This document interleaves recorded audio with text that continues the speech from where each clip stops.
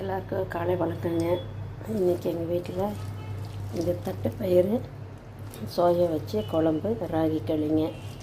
நல்ல ஒரு ப்ரோட்டீனாக ஹெல்த்தியானது. இது குழம்பு வைக்கலாங்க. இதில் தட்டைப்பயிறு, சோயா, பூண்டு போட்டு உப்பு மிளகாத்தூள் போட்டு முதல்ல அப்படியே வேக வச்சிடலாம். அப்புறம் தாளித்து கொட்டிடலாங்க. இதில் மிளகாய்த்தூள் உப்பு போட்டு அப்படியே வேக வச்சிடலாம். இதில் தக்காளி, கட்டின தக்காளி போட்டுடலாம். மிளகாய்த்தூள் காரத்துக்கு தகுந்தது, உப்பு போட்டு அப்படியே ஒரு 4 விசில் 5 விசில் வச்சிடலாங்க. நல்லா கலந்துட்டு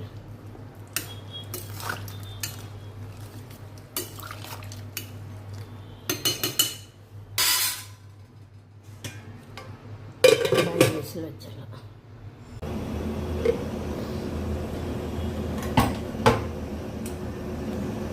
இந்த குழம்புக்கு பாருங்கள், நல்லா வெந்துருச்சு.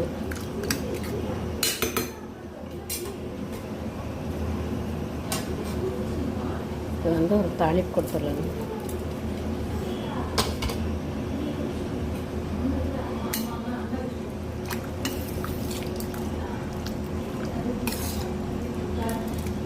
சூப்பரான நல்ல ப்ரோட்டீன் சத்து நிறைந்த தட்டைப்பயிறு சோயாபீன்ஸ் குழம்புங்க. எல்லோரும் சாப்பிடுவாங்க.